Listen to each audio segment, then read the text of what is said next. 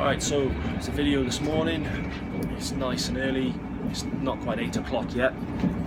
About 10 to 8 in the morning.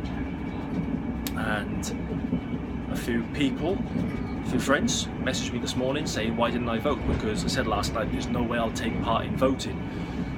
No way on hell that I will. And basically I'm knackered. There's no way I'd vote, purely because even though I want Labour to get in, and now it's a hung parliament, it's going to be very interesting. Theresa May's obviously going to have to resign. But anyway, I don't really want to talk politically. The main reason I don't choose to vote is because when you choose to vote, the system has a hold on you.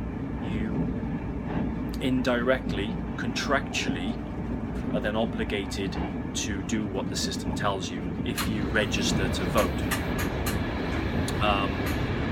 Not just registering, you don't have to vote. Just the registering part itself. Now, there was a act, the People's Representation, the Representation of the People's Act, 1867, 1866, 65, maybe even 1870. I'm going by memory now, and that states that every man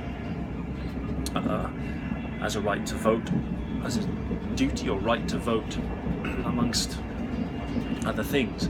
But by doing so, once that act had passed, you're then qualifying yourself as a servant of the state. Now, there's a difference between Great Britain and the UK. Now, you've probably always wondered this. For those of you that know, you already know.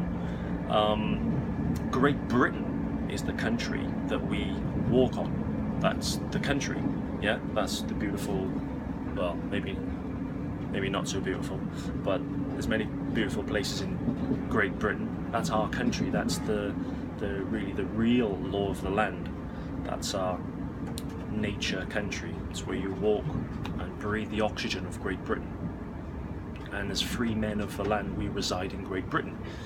But the UK, United Kingdom, is an entity. It's a company. That's what it is, like the United States of America, the United States Corporation.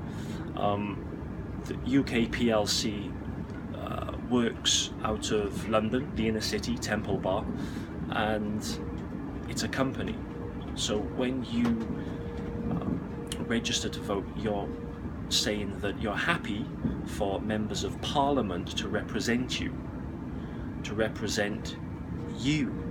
Now, you should represent you, going by the Magna Carta, going by the real law of the land, not people in Parliament. So you are then hostage, if you like, to whatever acts that are passed, or statutes. Now, acts only apply to persons of the establishment, and by consenting to vote, by consenting to be governed, you are a person, not a human or free person, or free man of the land, or free woman of the land. You are a person, which is a subject, essentially employee or slave of the state/company, which is the UK PLC. That's simple. So I don't